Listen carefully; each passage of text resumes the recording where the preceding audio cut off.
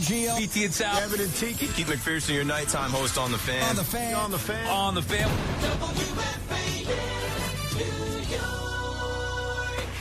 It's WFAN Daily, hosted by Pete Hoffman.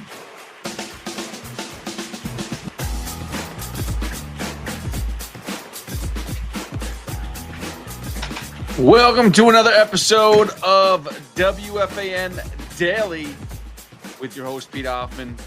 There's a lot to get into as we do a little recap this Monday morning after a crazy Sunday with all four local teams, Jets, Giants, Yankees, and Mets playing. Let's start with the one team that won, New York Mets, real quickly because they ended their 8-game skid. They finally beat the Rangers. They are now back sitting in the playoffs. They were out of it for a half a second the other day. Thankfully, the Giants lost Saturday, which at that moment, they were out of the playoff spot. If the Giants won, they were out of the playoff spot. But the Giants lost, and the Mets kept that spot. They were out, and they were back in. So Mets had their bottom. What I was asking for, they had their bottom. They got rock bottom. They were out of a playoff spot. Giants had the opportunity to take the lead for at least a day, and they couldn't do it. And then finally, Sunday, the Mets break it open. They find a way to win a game. Brandon Sproul pitched a good game on Saturday. Nolan McClain pitches a great game on Sunday. Back-to-back really good games by the young kids. No doubt about it. John Tong had his issues on Friday, but that's a different story. And then Pete Alonso in extra innings hits a 3-run home run to give the Mets the first win in 9 games. And it's about time. Playoffs are still on. Do I think the Mets are going to make the playoffs? I don't. I think that the Padres series, even though the Padres have been really weak, I do believe the Padres are going to take 2 or 3. I think the Nationals will find a way to take 2 or 3. I think the Cubs are going to take 2 or 3. And then it's going to go to the Marlins. And I just don't think that the Marlins are going to sit there and bend over for the Mets. I think they're going to give the Mets a little bit of, a taste of their own medicine like they like to do normally in the playoffs, 2007, 2008. That's what it's going to look like again. It's going to stink, but I just don't believe that this Mets team, it was a great win. It was a necessary win, but I need to see it consistently. I need to see them go on a winning streak. And right now, I don't believe they're going to do it. They have to do it in order for me to believe a smidge. One game, 1 in 8 out of the last 9 games, it's not enough. Let's be honest. But a good win to at least keep them in the playoffs. For now. 13 games left on the docket. It's not a lot of games left. There's a 12. I think they only have 12. Hold on. Let's see. What is their schedule at the moment? Or it's not the schedule, but what's their record at the moment? MLB playoff wild card race. Here we go. And in the standings, they are sitting with that 3rd spot, 77 and 73. So that is a lot of games, and they're down to 12 more games left to go. 12 games. They've played 150. 12 games to go. In 12 games, can they keep that 1.5 game lead? It's gonna be tight. It's gonna be pretty tight. Now, if you're a believer, good. Go for it. Keep on believing. I, unfortunately, last week was the final nail in the straw for me. I'm tired of believing and trying to act like that this team is better than they are. They got to go out there and prove it. And they could prove it the next 12 games. They can do that. But let's see it. Let's go to the Yankees quickly, as they were the Sunday night game. They were the most recent to finish and lose. They lost 6-4. It was a bad game for Will Warren. It happens. He's had some of those. It's weird because he can look so dominant at times, and then other times he just gets lit up. So he's a very back and forth, very up and down pitcher. When he's on, he's great. Like I said, in Boston, he was not on, gave up 6 runs, and that's the story basically, you know. By the way, good news. Shortstop hit a home run for the New York Yankees. His name was not Anthony Volpe. It was Jose Caballero. So doesn't mean Volpe doesn't have to play in order for a shortstop to hit a home run. So that's something that to think about. Going forward, I know Volpe, the torn labrum, and if he's going to be able to heal in time, I think that it's best for him and the team if they just rest him as long as possible, or sit him or IL him, and let the team just go out. The same thing with Dominguez. Notice Jason Dominguez hasn't been getting a lot of playing time. Why? Oh, because they want to give Stanton and Judge opportunities to play along with Bellinger and Grisham. Or you mean play the best guys, the guys that are going to be giving the best performance, who actually can hit the ball and field the ball? Oh, funny. Yeah, that seems like the most logical sense, is put out the best lineup possible. End of story. And unfortunately, right now, Volpe, because of his injury and because of what he's done on the field, it's not good enough. Same with Dominguez. But it's a loss, not the end of the world for the New York Yankees, as they're still sitting there looking pretty. They still have a game and a half above the Red Sox for that first wild card spot. As far as the division, do the Yankees have enough to come back? They are 4 games behind the Toronto Blue Jays. So they have 13 games left. But here's the thing. They needed to go, and they did their job. They really did their job in this 12-game stretch. They did their job. They needed to go at least 6-6. And what was their record? They went, because I know they went, let's see, just because I want to make sure I'm right. I like to make sure that I'm right once in a while. They went 2-3 in Boston. They lost 2 of 3 to Detroit. They won 2 of 3 to Toronto, and they won 2 of 3 against Houston. So they went 7-5. So they went better than 500. They showed that they could beat good teams, if you consider the Astros a good team, which I do. They were able to beat Toronto. They were able. Detroit was the only one that gave them. Interestingly enough, Detroit, the team that I don't believe in the most, gave them the hardest time. But that's because it seemed like the Yankees offense couldn't really do anything against their pitching, which was surprising. It took the bullpen game for the Yankees to actually score runs, which was a little annoying. And then, not for nothing, but like it wasn't really the starting pitching, if I'm correct. Yeah, it was Fernando Cruz who gave up that 5. That was that one game versus Detroit where Fernando Cruz and Mark Leiter gave up 9 runs and didn't get any outs. That's going to do it. The bullpen's going to do it to you. But that being said, this stretch coming up for the Yankees now, it's perfect. They got 13 games against teams that are out of the playoffs. The Twins, the Orioles, the White Sox, and then again, the Orioles again. 13 games with those 3 teams. This should be a layup. Can you make up 4 games against the Blue Jays? Yeah, you can actually. I mean, if you told me that the Yankees go 11-2 in these last 13 games, yeah, you can easily make up, some games on the Blue Jays. I don't know what I didn't even look at the Blue Jays schedule, but it doesn't make a difference. I mean, if the Blue Jays go, if the Blue Jays go 7-6, right there, that's 4 games. I don't remember who holds the record, who holds the tiebreaker, but if it's the Yankees, then there you go. So division is not over yet. That's for sure. Now let's get to MetLife first, and then we'll go to Dallas. MetLife. I can't believe the amount of Buffalo Bills fans that I spoke to leading into this game that were nervous and scared about the New York Jets. I cannot believe it. And I basically said, I was like, listen, it was a nice showing to see that the Justin Fields and the Jets were able to put up points against the Pittsburgh Steelers. That was great.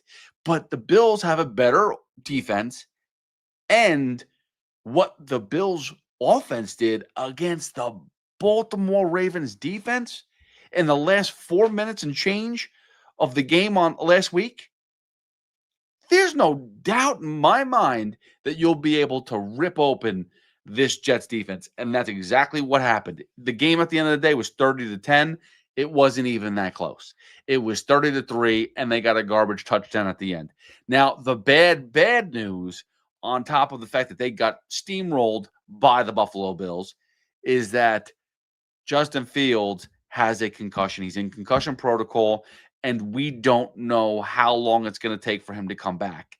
That is a problem, because the one thing that we talked about as far as Jets fans, if you're a Jet fan, the one thing you talked about was you were excited to see Justin Fields. You were excited to see his performance in week 1.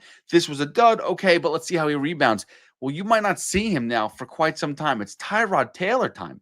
And, well, I think Tyrod Taylor is a serviceable quarterback.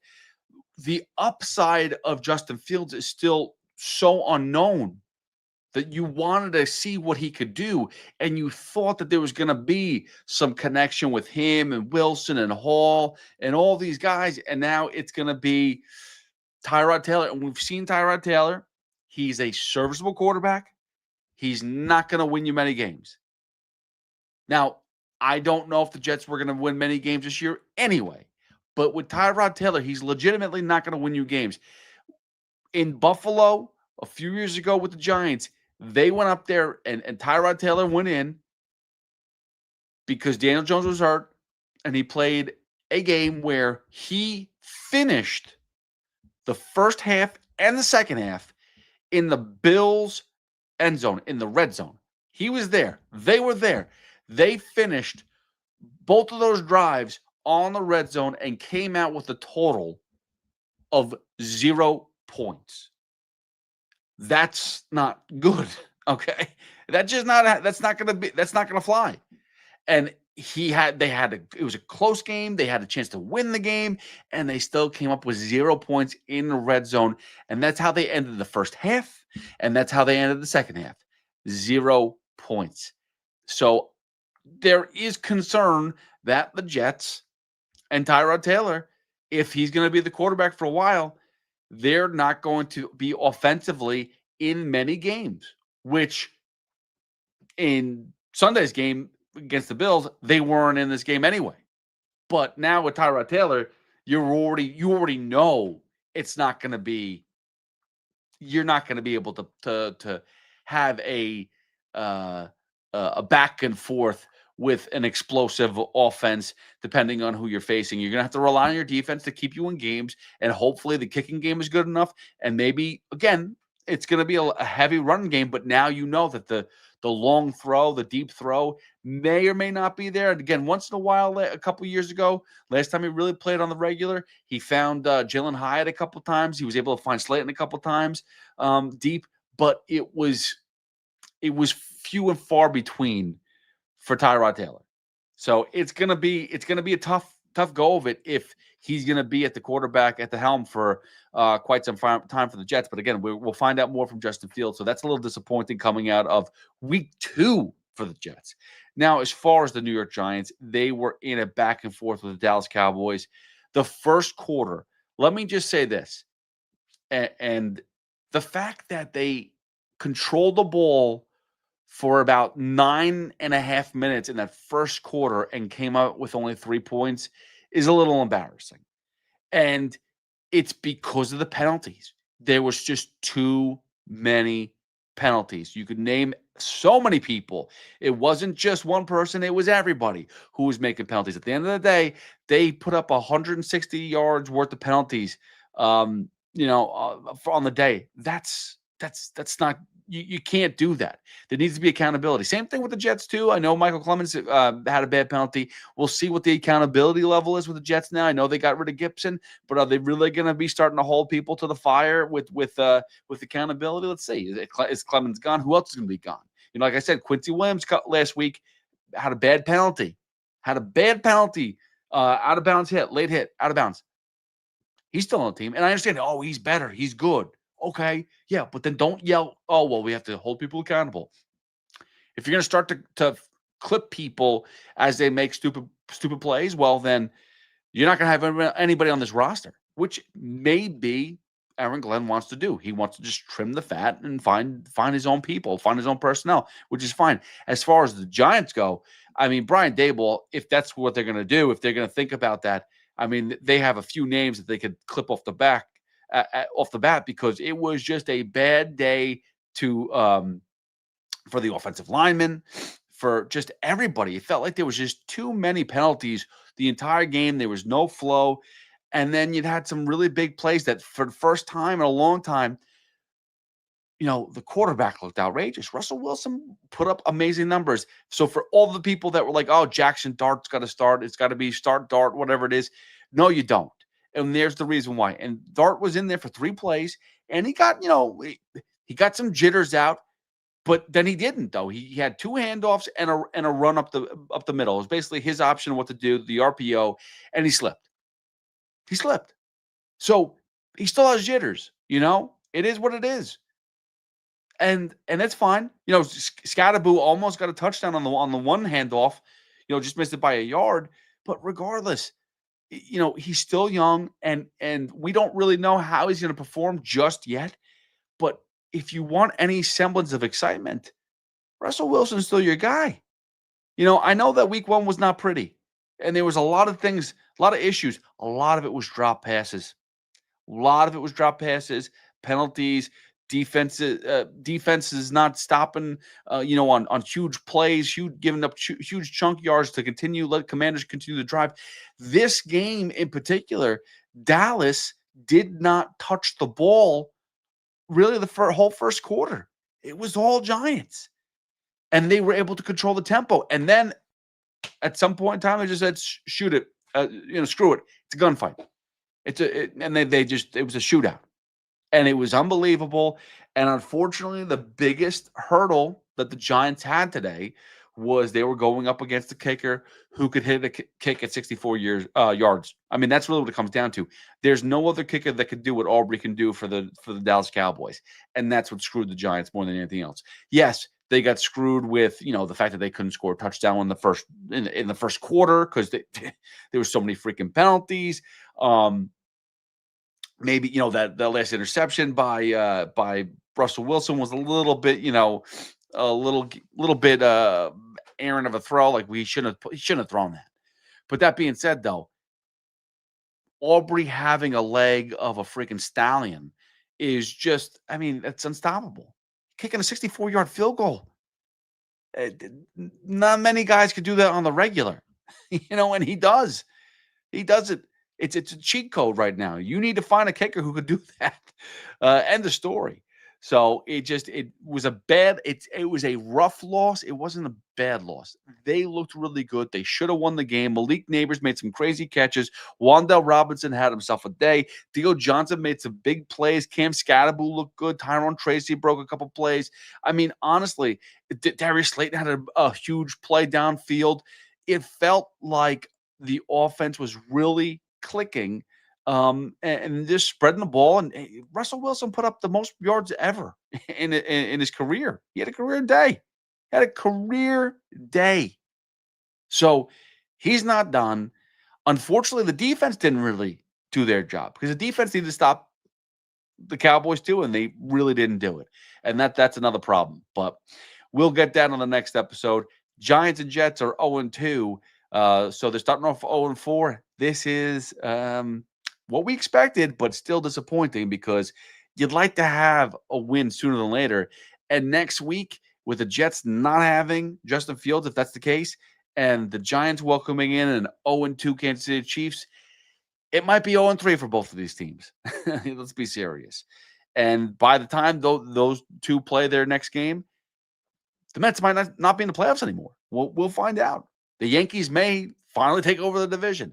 There's a lot to do in this week. We'll get to it every night on YouTube, on WFAN Daily, or wherever you get your podcast, Odyssey app, wherever it is, you find it, it will be there. Wherever you get your podcast, just subscribe, and you'll find this podcast, WFAN Daily. Every night, I will give you the latest, the greatest, maybe not the greatest, but the latest of what's going on here in the sports world in New York. And then the next morning, if you're not watching live, or you can listen to it in the morning and catch up quick before you listen to Boomer and Gio, BT and Sal, Evan and Tiki, Keith McPherson, and Chris McMonagle. But thank you for listening to another episode of WFAN Daily. You can always follow me at HoffWFAN. I appreciate you checking me out, and I will see you guys mañana. Peace.